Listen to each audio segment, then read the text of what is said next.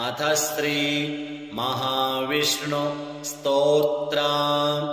सूत उवाच ते गत्वा देवदेवेशं रमानाथं जगद्गुरुं विष्णुं कमलपत्राक्षं ददृशु प्रभयान्वितं स्तोत्रेण तुष्टुर्भक्त्या गद्गदस्वरसत्कृताः जय विष्णो रमेशाद्य महापुरुषपूर्वज दैत्यारे कामजनक सर्वकामफलप्रद महावराह गोविन्द महायज्ञस्वरूपक महाविष्णो ध्रुवेशाद्य जगदुत्पत्तिकारण मत्स्यावतारे वेदानाम् उद्धाराधाररूपक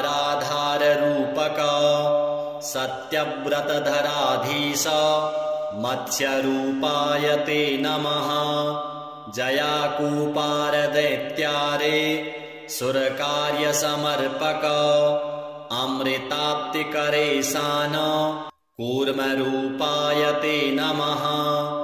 जयादिदैत्यनाशार्थम् आदिशूकररूपधृक् मह्योद्धारकृतोद्योग कोलरूपाय ते नमः। नारसिंहवपुः कृत्वा महादैत्यं ददारयः करजैर्वरदृप्ताङ्गं तस्मै नृहरये नमः। वामनं रूपमास्थाय त्रैलोक्यैश्वर्यमोहितं बलिं सञ्चलयामास तस्मै वामनरूपिणे। दुष्टक्षत्रविनाशाय सहस्रकरशत्रवे रेणुकागर्भजाताय जामदग्न्याय ते नमः। दुष्टराक्षसपौलस्त्य शिरच्छेदपटीयसे श्रीमद्दाशरथे तुभ्यं नमोऽनन्तक्रमाय च।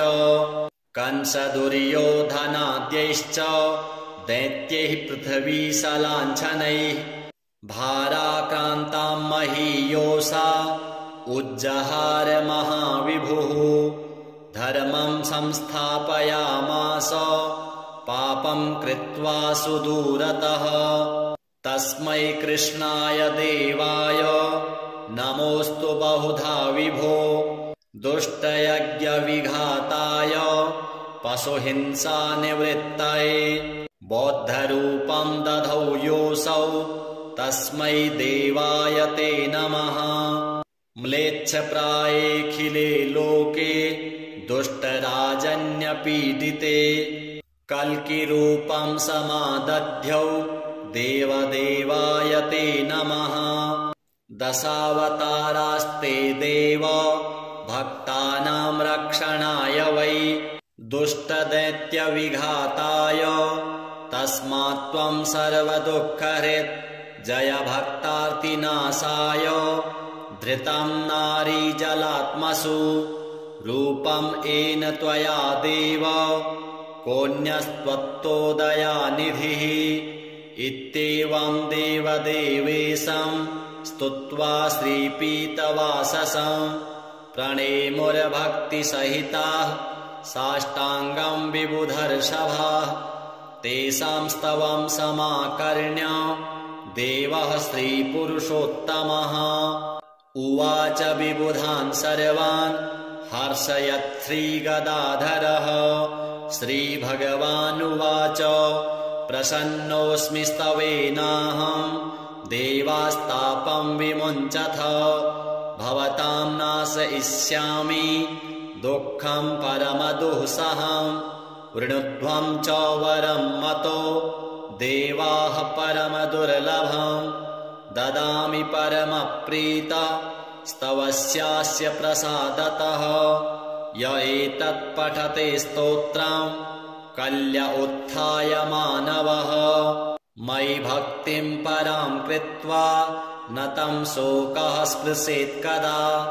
अलक्ष्मीः कालकर्णी च नाक्रामेतद्गृहं सुराः नोपसर्गा न वेताला न ग्रहा ब्रह्म राक्षसाः न रोगावातिकः पैत्ताः श्लेष्म सम्भविनस्तथा नाकालमरणं तस्य कदापि च भविष्यति सन्ततिश्चिरकालस्था भोगाः सर्वे सुखादयः सम्भविष्यन्ति तन्मर्त्य गृहे यः स्तोत्रपाठकः किं पुनर्बहुनोक्तेन स्तोत्रं सर्वार्थसाधकम् एतस्य पठनान् नृणां भुक्तिमुक्ति न दूरतः देवा भवत्सु यद्दुःखं कथ्यतां तद्संशयम् नाशयामि न सन्देहश्चात्रकार्योऽणुरेव च एवं श्रीभगवद्वाक्यं श्रुत्वा सर्वे दिवौकसः प्रसन्नमनसः सर्वे पुनरुचुर्वृषा कपिम् श्रीमहाविष्णुदेवार्पणमस्तु।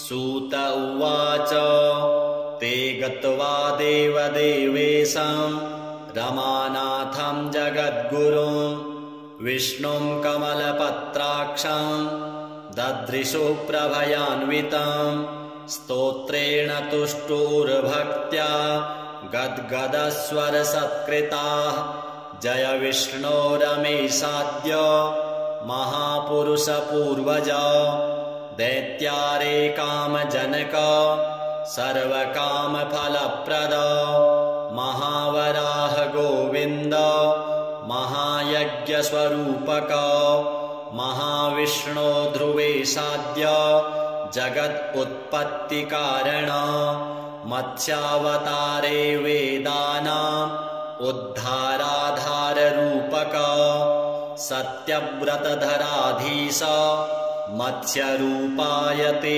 नमः जयाकूपारदैत्यारे सुरकार्यसमर्पक अमृताप्तिकरे सान कूर्मरूपाय ते नमः जयादिदैत्यनाशार्थम् आदिशूकररूपधृक् मह्योद्धारकृतोद्योग कोलरूपाय ते नमः नारसिंहवपुः कृत्वा महादैत्यं ददारयः करजैर्वरदृप्ताङ्गं तस्मै नृहरये नमः वामनं रूपमास्थाय त्रैलोक्यैश्वर्यमोहितं बलिं सञ्चलयामास तस्मै वामनरूपिणे दुष्टक्षत्रविनाशाय सहस्रकरशत्रवे रेणुकागर्भजाताय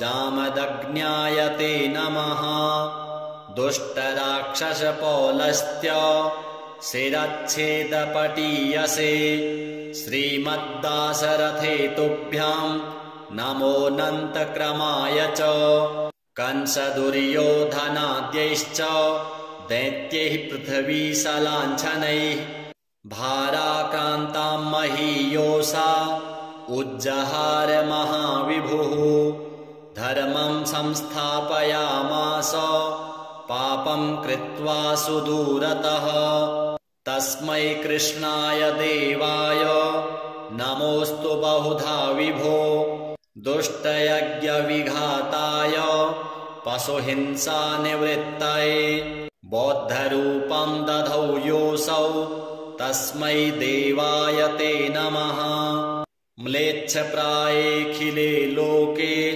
दुष्टराजन्यपीडिते कल्किरूपं समादध्यौ देवदेवाय ते नमः दशावतारास्ते देव भक्तानां रक्षणाय वै दुष्टदैत्यविघाताय तस्मात् त्वं सर्वदुःखहृत् जय भक्तार्तिनाशाय धृतं नारीजलात्मसु रूपं येन त्वया देव कोऽन्यस्त्वत्तोदयानिधिः इत्येवं देवदेवेशं स्तुत्वा श्रीपीतवाससं प्रणेमुर्भक्तिसहिताः साष्टाङ्गं विबुधर्षभः तेषां स्तवं समाकर्ण्य देवः श्रीपुरुषोत्तमः उवाच विबुधान् सर्वान् हर्षयत् श्रीगदाधरः श्रीभगवानुवाच प्रसन्नोऽस्मि स्तवेनाहं देवास्तापं विमुञ्चथ भवतां नाशयिष्यामि दुःखं परमदुःसहं वृणुध्वं च वरं मतो देवाः परमदुर्लभं ददामि परमप्रीत स्तवस्यास्य प्रसादतः य एतत् पठते स्तोत्रं कल्य उत्थाय मानवः मयि भक्तिं परां कृत्वा न तं शोकः स्पृशेत् कदा अलक्ष्मीः कालकर्णी च नाक्रामेतद्गृहं सुराः नोपसर्गा न वेताला न ग्रहा ब्रह्मराक्षसाः न रोगावातिकः पैत्ताः श्लेष्मसम्भविनस्तथा नाकालमरणं तस्य कदापि च भविष्यति सन्ततिश्चिरकालस्था भोगाः सर्वे सुखादयः सम्भविष्यन्ति तन्मर्त्य गृहे यः स्तोत्रपाठकः किं पुनर्बहुनोक्तेन स्तोत्रं सर्वार्थसाधकम् एतस्य पठनान्नृणां भुक्तिमुक्ति न दूरतः देवा भवत्सु यद्दुःखं कथ्यतां तद्संशयम् नाशयामि न सन्देहश्चात्रकार्योऽणुरेव च एवं श्रीभगवद्वाक्यं श्रुत्वा सर्वे दिवौकसः प्रसन्नमनसः सर्वे पुनरुचुर्वृषा कपिम् श्रीमहाविष्णुदेवार्पणमस्तु। सूत उवाच ते गत्वा देवदेवेशं रमानाथं जगद्गुरुं विष्णुं कमलपत्राक्षं ददृशुः प्रभयान्वितं स्तोत्रेण तुष्टुर्भक्त्या गद्गदस्वरसत्कृताः जय विष्णो रमेशाद्य महापुरुषपूर्वज दैत्यारे कामजनक सर्वकामफलप्रद महावराह गोविन्द महायज्ञस्वरूपक महाविष्णो ध्रुवेशाद्य जगदुत्पत्तिकारण मत्स्यावतारे वेदानाम् उद्धाराधाररूपक सत्यव्रतधराधीश मत्स्यरूपाय ते नमः जयाकूपारदैत्यारे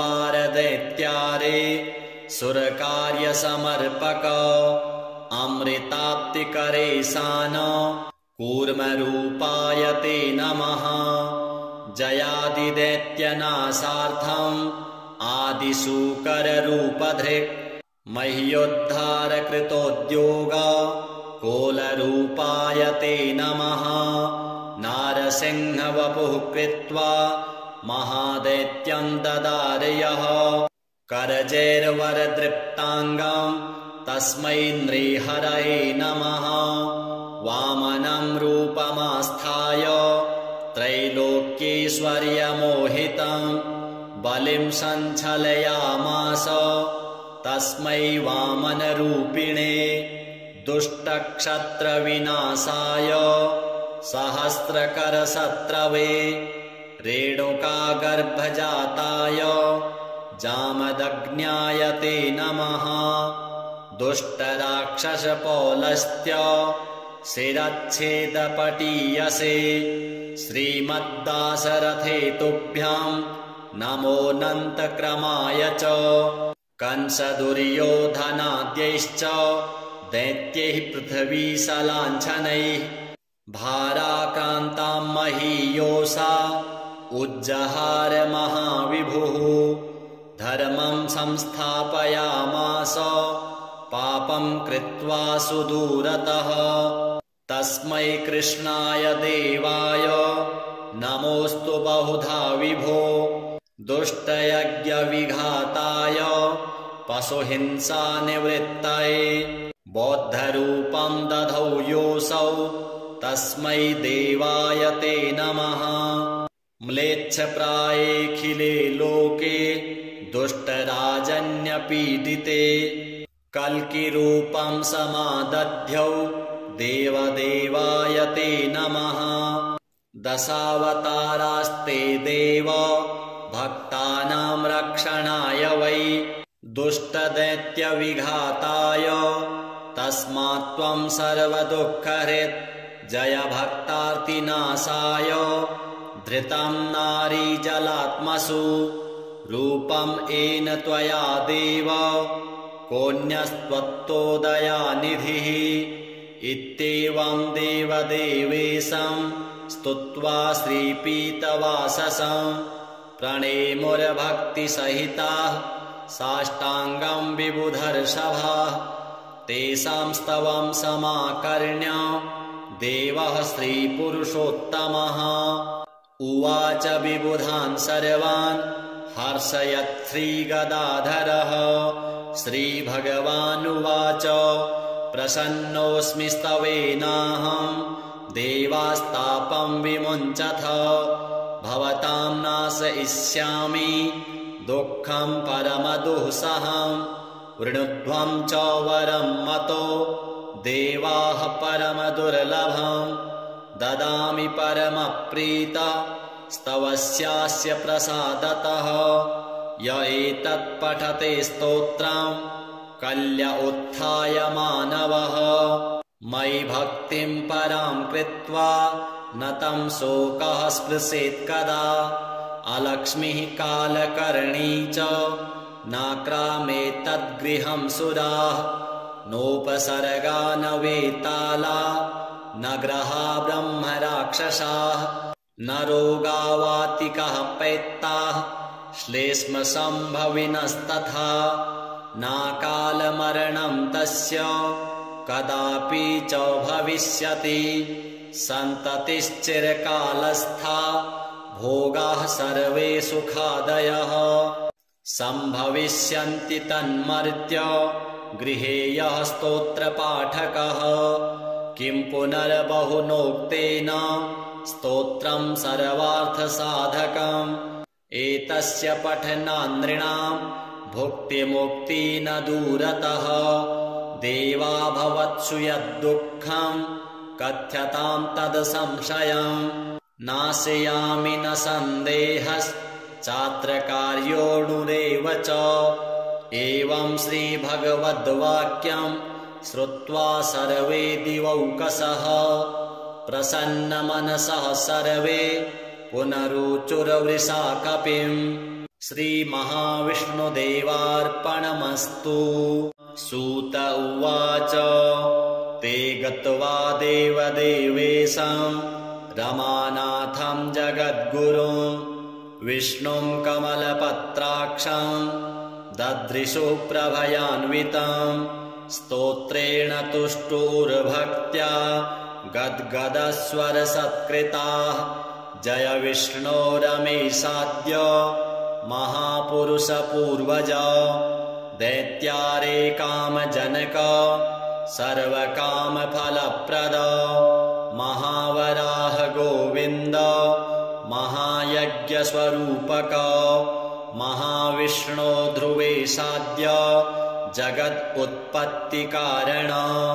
मत्स्यावतारे वेदानाम् उद्धाराधाररूपक। सत्यव्रतधराधीश मत्स्यरूपाय ते नमः। जयाकूपारदैत्यारे सुरकार्यसमर्पक। अमृताप्तिकरेशान कूर्मरूपाय ते नमः। जयादिदैत्यनाशार्थम् आदिशूकररूपधृक्। मह्योद्धारकृतोद्योग कोलरूपाय ते नमः। नारसिंहवपुः कृत्वा महादैत्यं ददारयः। करजैर्वरदृप्ताङ्गं तस्मै नृहरये नमः। वामनं रूपमास्थाय त्रैलोक्यैश्वर्यमोहितं बलिं सञ्चलयामास तस्मै वामनरूपिणे। दुष्टक्षत्रविनाशाय सहस्रकरशत्रवे रेणुकागर्भजाताय जामदग्न्याय ते नमः। दुष्टराक्षसपौलस्त्य शिरच्छेदपटीयसे श्रीमद्दाशरथे तुभ्यां नमोऽनन्तक्रमाय च। कंसदुर्योधनाद्यैश्च दैत्यैः पृथ्वीशलाञ्छनैः भाराक्रान्तां महीयोषा उज्जहार महाविभुः। धर्मं संस्थापयामास पापं कृत्वा सुदूरतः। तस्मै कृष्णाय देवाय नमोऽस्तु बहुधा विभो। दुष्टयज्ञविघाताय पशुहिंसानिवृत्तये बौद्धरूपं दधौ योऽसौ तस्मै देवाय ते नमः। म्लेच्छप्रायेऽखिले लोके दुष्टराजन्यपीडिते कल्किरूपं समादध्यौ देवदेवाय ते नमः। दशावतारास्ते देव भक्तानां रक्षणाय वै दुष्टदैत्यविघाताय तस्मात् त्वं सर्वदुःखहृत् जय भक्तार्तिनाशाय। धृतं नारीजलात्मसु रूपं येन त्वया देव कोऽन्यस्त्वत्तोदयानिधिः। इत्येवं देवदेवेशं स्तुत्वा श्रीपीतवाससं प्रणेमुर्भक्तिसहिताः साष्टाङ्गं विबुधर्षभाः। तेषां स्तवं समाकर्ण्य देवः श्रीपुरुषोत्तमः उवाच विबुधान् सर्वान् हर्षयत् श्रीगदाधरः। श्रीभगवानुवाच प्रसन्नोऽस्मि स्तवेनाहं देवास्तापं विमुञ्चथ। भवतां नाशयिष्यामि दुःखं परमदुःसहं। वृणुध्वं च वरं मतो देवाः परमदुर्लभं। ददामि परमप्रीत स्तवस्यास्य प्रसादतः। य एतत् पठते स्तोत्रं कल्य उत्थाय मानवः। मयि भक्तिं परां कृत्वा न तं शोकः स्पृशेत् कदा। अलक्ष्मीः कालकर्णी च नाक्रामेतद्गृहं सुराः। नोपसर्गा न वेताला न ग्रहा ब्रह्मराक्षसाः। न रोगावातिकः पैत्ताः श्लेष्मसम्भविनस्तथा। नाकालमरणं तस्य कदापि च भविष्यति। सन्ततिश्चिरकालस्था भोगाः सर्वे सुखादयः। सम्भविष्यन्ति तन्मर्त्य गृहे यः स्तोत्रपाठकः। किं पुनर्बहुनोक्तेन स्तोत्रं सर्वार्थसाधकम्। एतस्य पठनान् नृणां भुक्तिमुक्ति न दूरतः। देवा भवत्सु यद्दुःखं कथ्यतां तद्संशयं। नाशयामि न सन्देहश्चात्र कार्योऽणुरेव च। एवं श्रीभगवद्वाक्यं श्रुत्वा सर्वे दिवौकसः प्रसन्नमनसः सर्वे पुनरुचुर्वृषा कपिम्। श्रीमहाविष्णुदेवार्पणमस्तु। सूत उवाच ते गत्वा देवदेवेशं रमानाथं जगद्गुरुं विष्णुं कमलपत्राक्षं ददृशु प्रभयान्वितं। स्तोत्रेण तुष्टुर्भक्त्या गद्गदस्वरसत्कृताः। जय विष्णो रमेशाद्य महापुरुषपूर्वज दैत्यारे कामजनक सर्वकामफलप्रद महावराह गोविन्द महायज्ञस्वरूपक महाविष्णो ध्रुवेशाद्य जगदुत्पत्तिकारण मत्स्यावतारे वेदानाम् उद्धाराधाररूपक सत्यव्रतधराधीश मत्स्यरूपाय ते नमः जयाकूपारदैत्यारे सुरकार्यसमर्पक अमृताप्तिकरे सान कूर्मरूपाय ते नमः जयादिदैत्यनाशार्थम् आदिशूकररूपधृक् मह्योद्धारकृतोद्योग कोलरूपाय ते नमः नारसिंहवपुः कृत्वा महादैत्यं ददारयः करजैर्वरदृप्ताङ्गम् तस्मै नृहरये नमः वामनं रूपमास्थाय त्रैलोक्यैश्वर्यमोहितं बलिं सञ्चलयामास तस्मै वामनरूपिणे दुष्टक्षत्रविनाशाय सहस्रकरशत्रवे रेणुकागर्भजाताय जामदग्न्याय ते नमः दुष्टराक्षसपौलस्त्य शिरच्छेदपटीयसे श्रीमद्दाशरथे तुभ्यां नमोऽनन्तक्रमाय च कंसदुर्योधनाद्यैश्च दैत्यैः पृथिवीशलाञ्छनैः भाराक्रान्तां महीयोषा उज्जहार महाविभुः धर्मं संस्थापयामास पापं कृत्वा सुदूरतः तस्मै कृष्णाय देवाय नमोऽस्तु बहुधा विभो दुष्टयज्ञविघाताय पशुहिंसानिवृत्तये बौद्धरूपं दधौ योऽसौ तस्मै देवाय ते नमः म्लेच्छप्रायेऽखिले लोके दुष्टराजन्यपीडिते कल्किरूपं समादध्यौ देवदेवाय ते नमः दशावतारास्ते देव भक्तानां रक्षणाय वै दुष्टदैत्यविघाताय तस्मात् त्वं सर्वदुःखहृत् जय भक्तार्तिनाशाय धृतं नारीजलात्मसु रूपं येन त्वया देव कोऽन्यस्त्वत्तोदयानिधिः इत्येवं देवदेवेशं स्तुत्वा श्रीपीतवाससं प्रणेमुर्भक्तिसहिताः साष्टाङ्गं विबुधर्षभाः तेषां स्तवं समाकर्ण्य देवः श्रीपुरुषोत्तमः उवाच विबुधान् सर्वान् हर्षयत् श्रीगदाधरः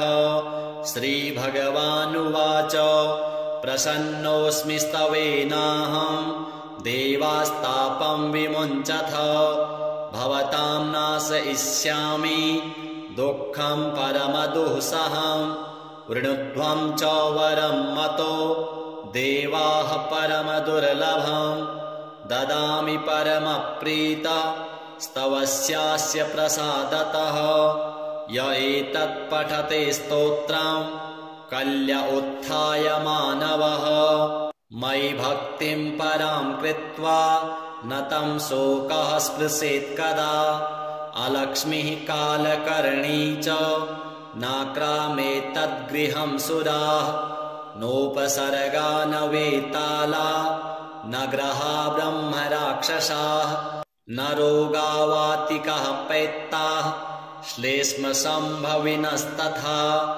नाकालमरणं तस्य कदापि च भविष्यति सन्ततिश्चिरकालस्था भोगाः सर्वे सुखादयः सम्भविष्यन्ति तन्मर्त्य गृहे यः स्तोत्रपाठकः किं पुनर्बहुनोक्तेन स्तोत्रं सर्वार्थसाधकम् एतस्य पठनान् नृणां भुक्तिमुक्ति न दूरतः देवा भवत्सु यद्दुःखं कथ्यतां तद्संशयम् नाशयामि न सन्देहश्चात्र कार्योऽणुरेव च एवं श्रीभगवद्वाक्यं श्रुत्वा सर्वे दिवौकसः प्रसन्नमनसः सर्वे पुनरुचुर्वृषा कपिम् श्रीमहाविष्णुदेवार्पणमस्तु। सूत उवाच ते गत्वा देवदेवेशं रमानाथं जगद्गुरुं विष्णुं कमलपत्राक्षं ददृशु प्रभयान्वितं स्तोत्रेण तुष्टुर्भक्त्या गद्गदस्वरसत्कृताः जय विष्णो रमेशाद्य महापुरुषपूर्वज दैत्यारे कामजनक सर्वकामफलप्रद महावराह गोविन्द महायज्ञस्वरूपक महाविष्णो ध्रुवेशाद्य जगदुत्पत्तिकारण मत्स्यावतारे वेदानाम् उद्धाराधाररूपक सत्यव्रतधराधीश मत्स्यरूपाय ते नमः जयाकूपारदैत्यारे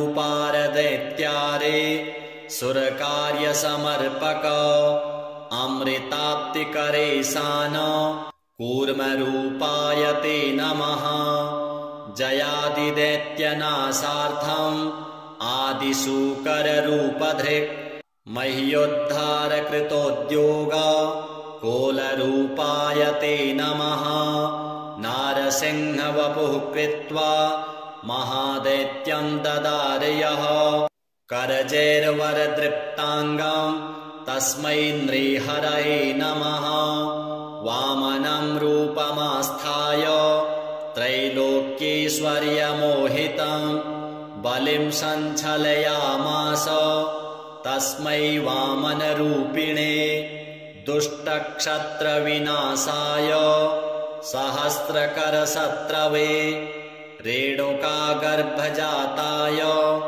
जामदग्न्याय ते नमः दुष्टराक्षसपौलस्त्य शिरच्छेदपटीयसे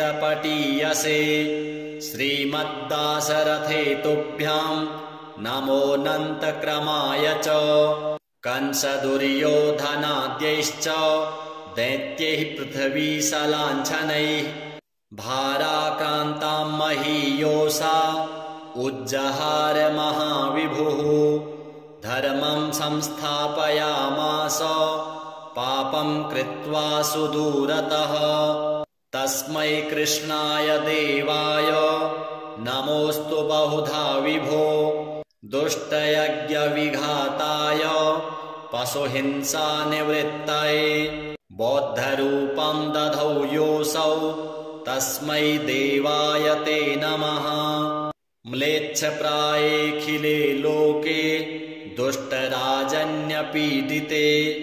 कल्किरूपं समादध्यौ देवदेवाय ते नमः दशावतारास्ते देव भक्तानां रक्षणाय वै दुष्टदैत्यविघाताय तस्मात् त्वं सर्वदुःखहृत् जय भक्तार्तिनाशाय धृतं नारीजलात्मसु रूपं येन त्वया देव कोऽन्यस्त्वत्तोदयानिधिः इत्येवं देवदेवेशं स्तुत्वा श्रीपीतवाससं प्रणेमुर्भक्तिसहिताः साष्टाङ्गं विबुधर्षभाः तेषां स्तवं समाकर्ण्य देवः श्रीपुरुषोत्तमः उवाच विबुधान् सर्वान् हर्षयत् श्रीगदाधरः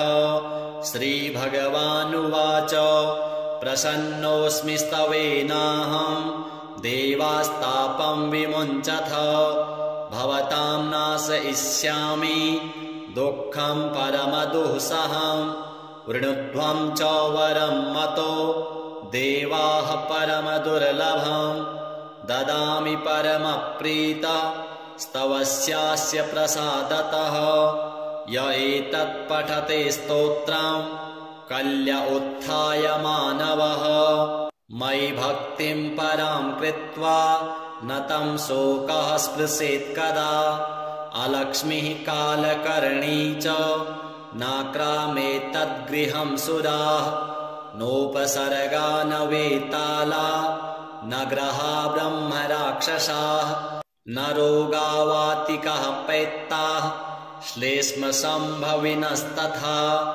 नाकालमरणं तस्य कदापि च भविष्यति सन्ततिश्चिरकालस्था भोगाः सर्वे सुखादयः सम्भविष्यन्ति तन्मर्त्य गृहे यः स्तोत्रपाठकः किं पुनर्बहुनोक्तेन स्तोत्रं सर्वार्थसाधकम् एतस्य पठनान्नृणां भुक्तिमुक्ति न दूरतः देवा भवत्सु यद्दुःखं कथ्यतां तद्संशयं नाशयामि न सन्देहश्चात्रकार्योऽणुरेव च एवं श्रीभगवद्वाक्यं श्रुत्वा सर्वे दिवौकसः प्रसन्नमनसः सर्वे पुनरुचुर्वृषा कपिम् श्रीमहाविष्णुदेवार्पणमस्तु। सूत उवाच ते गत्वा देवदेवेशं रमानाथं जगद्गुरुं विष्णुं कमलपत्राक्षं ददृशु प्रभयान्वितं स्तोत्रेण तुष्टुर्भक्त्या गद्गदस्वरसत्कृताः जय विष्णो रमेशाद्य महापुरुषपूर्वज दैत्यारे कामजनक सर्वकामफलप्रद महावराह गोविन्द महायज्ञस्वरूपक महाविष्णो ध्रुवेशाद्य जगदुत्पत्तिकारण मत्स्यावतारे वेदानाम् उद्धाराधाररूपक सत्यव्रतधराधीश मत्स्यरूपाय ते नमः जयाकूपारदैत्यारे सुरकार्यसमर्पक अमृताप्तिकरे सान कूर्मरूपाय ते नमः जयादिदैत्यनाशार्थम् आदिशूकररूपधृक् मह्योद्धारकृतोद्योग कोलरूपाय ते नमः नारसिंहवपुः कृत्वा महादैत्यं ददारयः करजैर्वरदृप्ताङ्गं तस्मै नृहरये नमः वामनं रूपमास्थाय त्रैलोक्यैश्वर्यमोहितं बलिं सञ्चलयामास तस्मै वामनरूपिणे दुष्टक्षत्रविनाशाय सहस्रकरशत्रवे रेणुकागर्भजाताय जामदग्न्याय ते नमः दुष्टराक्षसपौलस्त्य शिरच्छेदपटीयसे श्रीमद्दाशरथे तुभ्यां नमोऽनन्तक्रमाय च कंसदुर्योधनाद्यैश्च दैत्यैः पृथ्वीशलाञ्छनैः भाराक्रान्तां महीयोषा उज्जहार महाविभुः धर्मं संस्थापयामास पापं कृत्वा सुदूरतः तस्मै कृष्णाय देवाय नमोऽस्तु बहुधा विभो दुष्टयज्ञविघाताय पशुहिंसानिवृत्तये बौद्धरूपं दधौ योऽसौ तस्मै देवाय ते नमः म्लेच्छप्रायेऽखिले लोके दुष्टराजन्यपीडिते कल्किरूपं समादध्यौ देवदेवाय ते नमः। दशावतारास्ते देव भक्तानां रक्षणाय वै दुष्टदैत्यविघाताय तस्मात् त्वं सर्वदुःखहृत् जय भक्तार्तिनाशाय धृतं नारीजलात्मसु रूपं येन त्वया देव कोऽन्यस्त्वत्तोदयानिधिः इत्येवं देवदेवेशं स्तुत्वा श्रीपीतवाससं प्रणेमुर्भक्तिसहिताः साष्टाङ्गं विबुधर्षभाः तेषां स्तवं समाकर्ण्य देवः श्रीपुरुषोत्तमः उवाच विबुधान् सर्वान् हर्षयत् श्रीगदाधरः। श्रीभगवानुवाच प्रसन्नोऽस्मि स्तवेनाहं देवास्तापं विमुञ्चथ भवतां नाशयिष्यामि दुःखं परमदुःसहं वृणुध्वं च वरं मतो देवाः परमदुर्लभं ददामि परमप्रीत स्तवस्यास्य प्रसादतः य एतत् पठते स्तोत्रं कल्य उत्थाय मानवः मयि भक्तिं परां कृत्वा न तं शोकः स्पृशेत् कदा अलक्ष्मीः कालकर्णी च नाक्रामेतद्गृहं सुराः नोपसर्गा न वेताला न ग्रहा ब्रह्मराक्षसाः न रोगावातिकः पैत्ताः श्लेष्मसम्भविनस्तथा नाकालमरणं तस्य कदापि च भविष्यति सन्ततिश्चिरकालस्था भोगाः सर्वे सुखादयः सम्भविष्यन्ति तन्मर्त्य गृहे यः स्तोत्रपाठकः किं पुनर्बहुनोक्तेन स्तोत्रं सर्वार्थसाधकम् एतस्य पठनान्नृणां भुक्तिमुक्ति न दूरतः देवा भवत्सु यद्दुःखं कथ्यतां तद्संशयं नाशयामि न सन्देहश्चात्रकार्योऽणुरेव च एवं श्रीभगवद्वाक्यं श्रुत्वा सर्वे दिवौकसः प्रसन्नमनसः सर्वे पुनरुचुर्वृषा कपिम् श्रीमहाविष्णुदेवार्पणमस्तु। सूत उवाच ते गत्वा देवदेवेशं रमानाथं जगद्गुरुं विष्णुं कमलपत्राक्षं ददृशुः प्रभयान्वितं स्तोत्रेण तुष्टुर्भक्त्या गद्गदस्वरसत्कृताः जय विष्णो रमेशाद्य महापुरुषपूर्वज दैत्यारे कामजनक सर्वकामफलप्रद महावराह गोविन्द महायज्ञस्वरूपक महाविष्णो ध्रुवेशाद्य जगदुत्पत्तिकारण मत्स्यावतारे वेदानाम् उद्धाराधाररूपक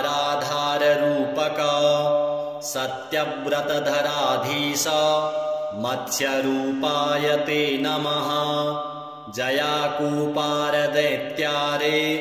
सुरकार्यसमर्पक अमृताप्तिकरेशान कूर्मरूपाय ते नमः जयादिदैत्यनाशार्थम् आदिशूकररूपधृक् मह्योद्धारकृतोद्योग कोलरूपाय ते नमः नारसिंहवपुः कृत्वा महादैत्यं ददारयः करजैर्वरदृप्ताङ्गं तस्मै नृहरये नमः वामनं रूपमास्थाय त्रैलोक्यैश्वर्यमोहितं बलिं सञ्चलयामास तस्मै वामनरूपिणे दुष्टक्षत्रविनाशाय सहस्रकरशत्रवे रेणुकागर्भजाताय जामदग्न्याय ते नमः दुष्टराक्षसपौलस्त्य शिरच्छेदपटीयसे श्रीमद्दासरथे तुभ्यां नमोऽनन्तक्रमाय च कंसदुर्योधनाद्यैश्च दैत्यैः पृथिवीशलाञ्छनैः भाराक्रान्तां महीयोषा उज्जहार महाविभुः धर्मं संस्थापयामास पापं कृत्वा सुदूरतः तस्मै कृष्णाय देवाय नमोऽस्तु बहुधा विभो दुष्टयज्ञविघाताय पशुहिंसानिवृत्तये बौद्धरूपं दधौ योऽसौ तस्मै देवाय ते नमः म्लेच्छप्रायेऽखिले लोके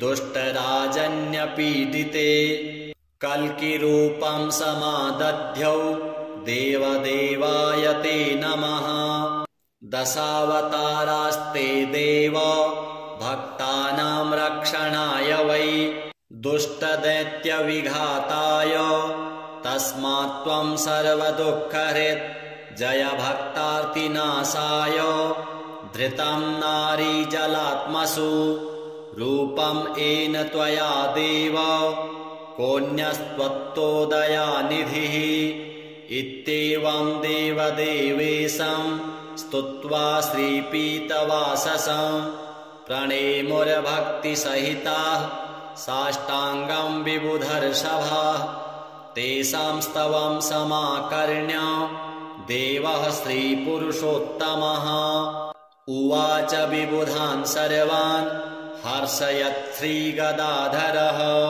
श्रीभगवानुवाच प्रसन्नोऽस्मि स्तवेनाहं देवास्तापं विमुञ्चथ भवतां नाशयिष्यामि दुःखं परमदुःसहं वृणुध्वं च वरं मतो देवाः परमदुर्लभं ददामि परमप्रीत स्तवस्यास्य प्रसादतः य एतत् पठते स्तोत्रं कल्य उत्थाय मानवः मयि भक्तिं परां कृत्वा न तं शोकः स्पृशेत् कदा अलक्ष्मीः कालकर्णी च नाक्रामेतद्गृहं सुराः नोपसर्गा न वेताला न ग्रहा ब्रह्मराक्षसाः न रोगावातिकः पैत्ताः श्लेष्मसम्भविनस्तथा नाकालमरणं तस्य कदापि च भविष्यति सन्ततिश्चिरकालस्था भोगाः सर्वे सुखादयः सम्भविष्यन्ति तन्मर्त्य गृहे यः स्तोत्रपाठकः किं पुनर्बहुनोक्तेन स्तोत्रं सर्वार्थसाधकम् एतस्य पठनान् नृणां भुक्तिमुक्ति न दूरतः देवा भवत्सु यद्दुःखं कथ्यतां तद्संशयं नाशयामि न सन्देहश्चात्र कार्योऽणुरेव च एवं श्रीभगवद्वाक्यं श्रुत्वा सर्वे दिवौकसः प्रसन्नमनसः सर्वे पुनरुचुर्वृषा कपिम् श्रीमहाविष्णुदेवार्पणमस्तु। सूत उवाच ते गत्वा देवदेवेशं रमानाथं जगद्गुरुं विष्णुं कमलपत्राक्षं ददृशु प्रभयान्वितं स्तोत्रेण तुष्टुर्भक्त्या गद्गदस्वरसत्कृताः जय विष्णो रमेशाद्य महापुरुषपूर्वज दैत्यारे कामजनक सर्वकामफलप्रद महावराह गोविन्द महायज्ञस्वरूपक महाविष्णो ध्रुवेशाद्य जगदुत्पत्तिकारण मत्स्यावतारे वेदानाम् उद्धाराधाररूपक सत्यव्रतधराधीश मत्स्यरूपाय ते नमः। जयाकूपारदैत्यारे सुरकार्यसमर्पक अमृताप्तिकरे सान कूर्मरूपाय ते नमः। जयादिदैत्यनाशार्थम् आदिशूकररूपधृक् मह्योद्धारकृतोद्योग कोलरूपाय ते नमः। नारसिंहवपुः कृत्वा महादैत्यं ददारयः करजैर्वरदृप्ताङ्गं तस्मै नृहरये नमः। वामनं रूपमास्थाय त्रैलोक्यैश्वर्यमोहितं बलिं सञ्चलयामास तस्मै वामनरूपिणे। दुष्टक्षत्रविनाशाय सहस्रकरशत्रवे रेणुकागर्भजाताय जामदग्न्याय ते नमः। दुष्टराक्षसपौलस्त्य शिरच्छेदपटीयसे श्रीमद्दाशरथे तुभ्यां नमोऽनन्तक्रमाय च। कंसदुर्योधनाद्यैश्च दैत्यैः पृथिवीशलाञ्छनैः भाराक्रान्तां महीयोषा उज्जहार महाविभुः। धर्मं संस्थापयामास पापं कृत्वा सुदूरतः। तस्मै कृष्णाय देवाय नमोऽस्तु बहुधा विभो। दुष्टयज्ञविघाताय पशुहिंसानिवृत्तये बौद्धरूपं दधौ योऽसौ तस्मै देवाय ते नमः। म्लेच्छप्रायेऽखिले लोके दुष्टराजन्यपीडिते कल्किरूपं समादध्यौ देवदेवाय ते नमः। दशावतारास्ते देव भक्तानां रक्षणाय वै दुष्टदैत्यविघाताय तस्मात् त्वं सर्वदुःखहृत् जय भक्तार्तिनाशाय। धृतं नारीजलात्मसु रूपं येन त्वया देव कोऽन्यस्त्वत्तोदयानिधिः। इत्येवं देवदेवेशं स्तुत्वा श्रीपीतवाससं प्रणेमुर्भक्तिसहिताः साष्टाङ्गं विबुधर्षभाः। तेषां स्तवं समाकर्ण्य देवः श्रीपुरुषोत्तमः उवाच विबुधान् सर्वान् हर्षयत् श्रीगदाधरः। श्रीभगवानुवाच प्रसन्नोऽस्मि स्तवेनाहं देवास्तापं विमुञ्चथ। भवतां नाशयिष्यामि दुःखं परमदुःसहं। वृणुध्वं च वरं मतो देवाः परमदुर्लभं। ददामि परमप्रीत स्तवस्यास्य प्रसादतः। य एतत् पठते स्तोत्रं कल्य उत्थाय मानवः। मयि भक्तिं परां कृत्वा न तं शोकः स्पृशेत् कदा। अलक्ष्मीः कालकर्णी च नाक्रामेतद्गृहं सुराः।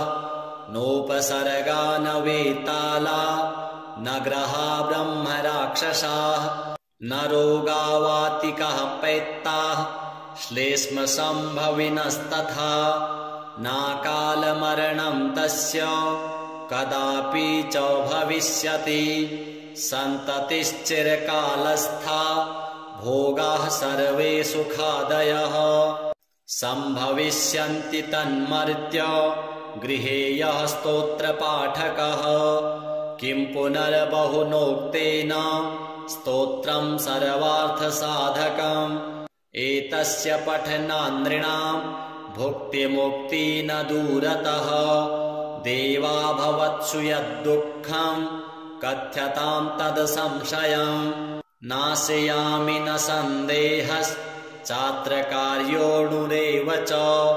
एवं श्रीभगवद्वाक्यं श्रुत्वा सर्वे दिवौकसः प्रसन्नमनसः सर्वे पुनरुचुर्वृषा कपिम् श्रीमहाविष्णुदेवार्पणमस्तु।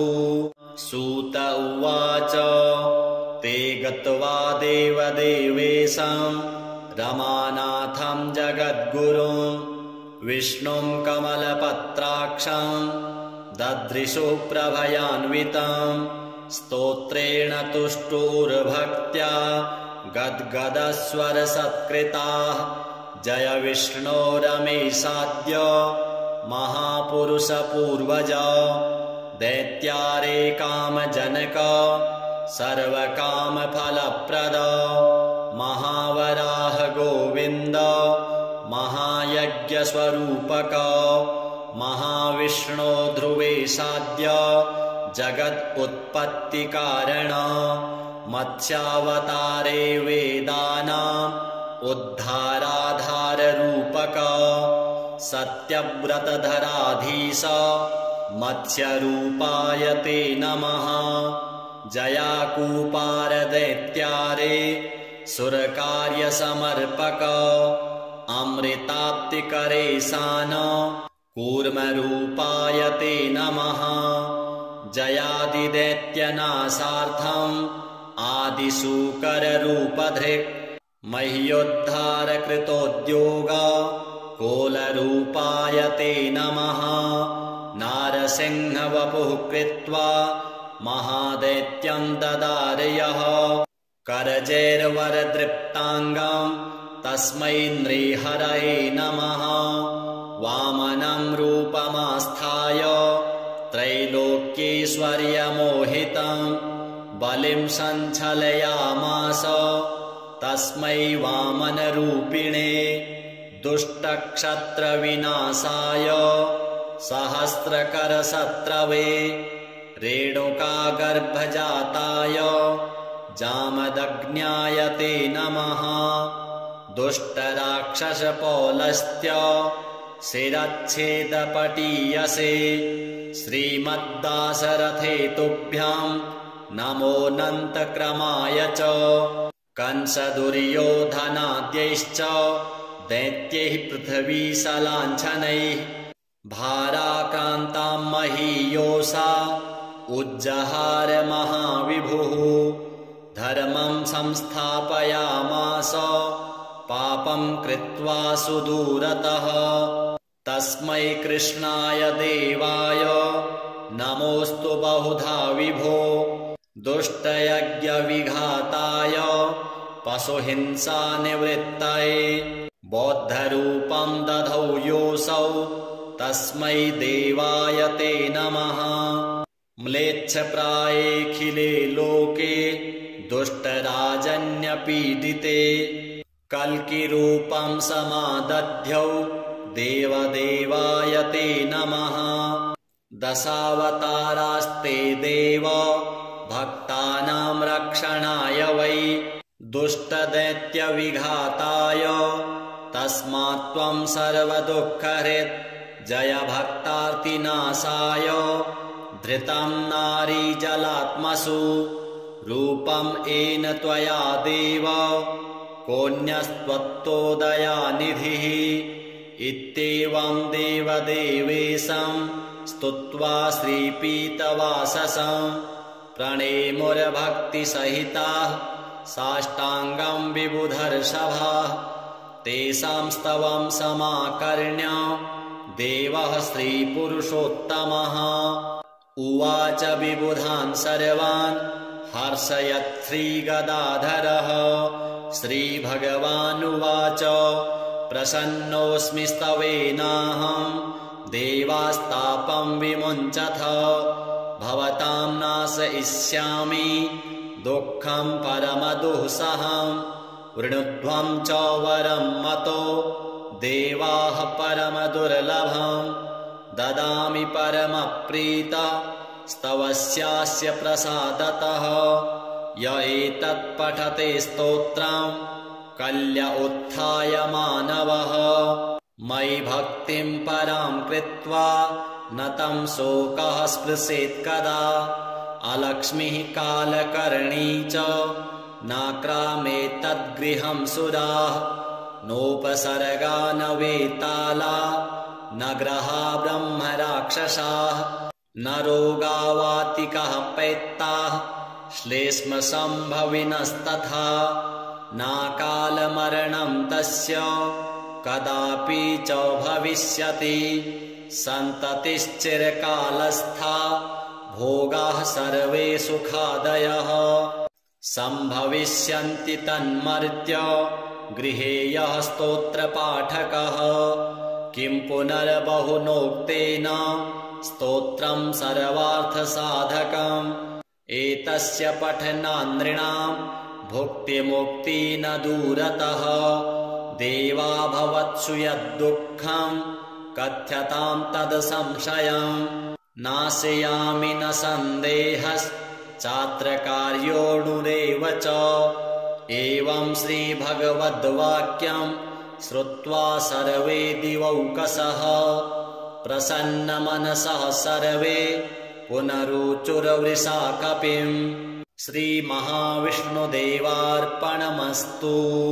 सूत उवाच ते गत्वा देवदेवेशं रमानाथं जगद्गुरुं विष्णुं कमलपत्राक्षं ददृशु प्रभयान्वितं स्तोत्रेण तुष्टुर्भक्त्या गद्गदस्वरसत्कृताः जय विष्णो रमेशाद्य महापुरुषपूर्वज दैत्यारे कामजनक सर्वकामफलप्रद महावराह गोविन्द महायज्ञस्वरूपक महाविष्णो ध्रुवेशाद्य जगदुत्पत्तिकारण मत्स्यावतारे वेदानाम् उद्धाराधाररूपक सत्यव्रतधराधीश मत्स्यरूपाय ते नमः जयाकूपारदैत्यारे सुरकार्यसमर्पक अमृताप्तिकरे सान कूर्मरूपाय ते नमः जयादिदैत्यनाशार्थम् आदिशूकररूपधृक् मह्योद्धारकृतोद्योग कोलरूपाय ते नमः नारसिंहवपुः कृत्वा महादैत्यं ददारयः करजैर्वरदृप्ताङ्गं तस्मै नृहरये नमः वामनं रूपमास्थाय त्रैलोक्यैश्वर्यमोहितं बलिं सञ्चलयामास तस्मै वामनरूपिणे दुष्टक्षत्रविनाशाय सहस्रकरशत्रवे रेणुकागर्भजाताय जामदग्न्याय ते नमः दुष्टराक्षसपौलस्त्य शिरच्छेदपटीयसे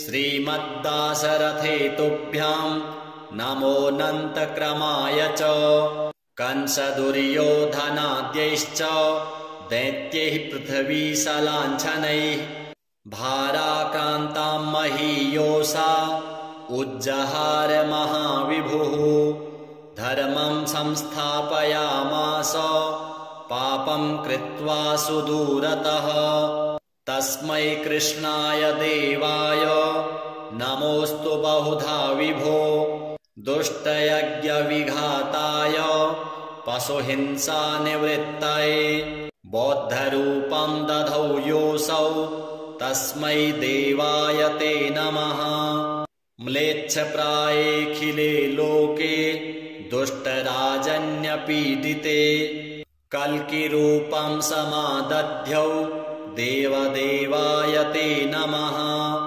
दशावतारास्ते देव भक्तानां रक्षणाय वै दुष्टदैत्यविघाताय तस्मात् त्वं सर्वदुःखहृत् जय भक्तार्तिनाशाय धृतं नारीजलात्मसु रूपं येन त्वया देव कोऽन्यस्त्वत्तोदयानिधिः इत्येवं देवदेवेशं स्तुत्वा श्रीपीतवाससं प्रणेमुर्भक्तिसहिताः साष्टाङ्गं विबुधर्षभाः तेषां स्तवं समाकर्ण्य देवः श्रीपुरुषोत्तमः उवाच विबुधान् सर्वान् हर्षयत् श्रीगदाधरः श्रीभगवानुवाच प्रसन्नोऽस्मि स्तवेनाहं देवास्तापं विमुञ्चथ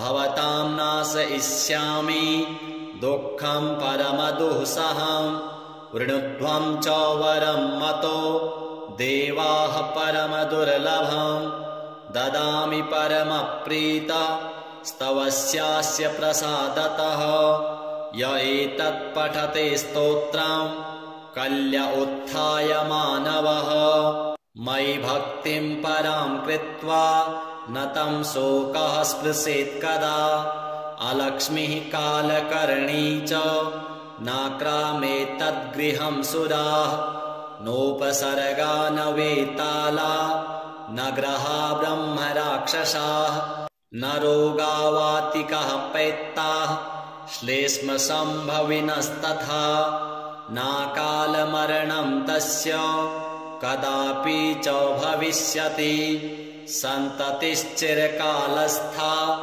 भोगाः सर्वे सुखादयः सम्भविष्यन्ति तन्मर्त्य गृहे यः स्तोत्रपाठकः किं पुनर्बहुनोक्तेन स्तोत्रं सर्वार्थसाधकम् एतस्य पठनान् नृणां भुक्तिमुक्ति न दूरतः देवा भवत्सु यद्दुःखं कथ्यतां तद्संशयं नाशयामि न सन्देहश्चात्रकार्योऽणुरेव च एवं श्रीभगवद्वाक्यं श्रुत्वा सर्वे दिवौकसः प्रसन्नमनसः सर्वे पुनरुचुर्वृषा कपिम् श्रीमहाविष्णुदेवार्पणमस्तु। सूत उवाच ते गत्वा देवदेवेशं रमानाथं जगद्गुरुं विष्णुं कमलपत्राक्षं ददृशुः प्रभयान्वितं स्तोत्रेण तुष्टुर्भक्त्या गद्गदस्वरसत्कृताः जय विष्णो रमेशाद्य महापुरुषपूर्वज दैत्यारे कामजनक सर्वकामफलप्रद महावराह गोविन्द महायज्ञस्वरूपक महाविष्णो ध्रुवेशाद्य जगदुत्पत्तिकारण मत्स्यावतारे वेदानाम् उद्धाराधाररूपक सत्यव्रतधराधीश मत्स्यरूपाय ते नमः जयाकूपारदैत्यारे सुरकार्यसमर्पक अमृताप्तिकरेशान कूर्मरूपाय ते नमः जयादिदैत्यनाशार्थम् आदिशूकररूपधृक् मह्योद्धारकृतोद्योग कोलरूपाय ते नमः नारसिंहवपुः कृत्वा महादैत्यं ददारयः करजैर्वरदृप्ताङ्गं तस्मै नृहरये नमः वामनं रूपमास्थाय त्रैलोक्यैश्वर्यमोहितं बलिं सञ्चलयामास तस्मै वामनरूपिणे दुष्टक्षत्रविनाशाय सहस्रकरशत्रवे रेणुकागर्भजाताय जामदग्न्याय ते नमः दुष्टराक्षसपौलस्त्य शिरच्छेदपटीयसे श्रीमद्दाशरथे तुभ्यां नमोऽनन्तक्रमाय च कंसदुर्योधनाद्यैश्च दैत्यैः पृथ्वीशलाञ्छनैः भाराक्रान्तां महीयोषा उज्जहार महाविभुः धर्मं संस्थापयामास पापं कृत्वा सुदूरतः। तस्मै कृष्णाय देवाय नमोऽस्तु बहुधा विभो। दुष्टयज्ञविघाताय पशुहिंसानिवृत्तये बौद्धरूपं दधौ योऽसौ तस्मै देवाय ते नमः। म्लेच्छप्रायेऽखिले लोके दुष्टराजन्यपीडिते कल्किरूपं समादध्यौ देवदेवाय ते नमः। दशावतारास्ते देव भक्तानां रक्षणाय वै दुष्टदैत्यविघाताय तस्मात् त्वं सर्वदुःखहृत् जय भक्तार्तिनाशाय। धृतं नारीजलात्मसु रूपं येन त्वया देव कोऽन्यस्त्वत्तोदयानिधिः। इत्येवं देवदेवेशं स्तुत्वा श्रीपीतवाससं प्रणेमुर्भक्तिसहिताः साष्टाङ्गं विबुधर्षभाः। तेषां स्तवं समाकर्ण्य देवः श्रीपुरुषोत्तमः उवाच विबुधान् सर्वान् हर्षयत् श्रीगदाधरः। श्रीभगवानुवाच प्रसन्नोऽस्मि स्तवेनाहं देवास्तापं विमुञ्चथ। भवतां नाशयिष्यामि दुःखं परमदुःसहं। वृणुध्वं च वरं मतो देवाः परमदुर्लभं। ददामि परमप्रीत स्तवस्यास्य प्रसादतः। य एतत् पठते स्तोत्रं कल्य उत्थाय मानवः। मयि भक्तिं परां कृत्वा न तं शोकः स्पृशेत् कदा।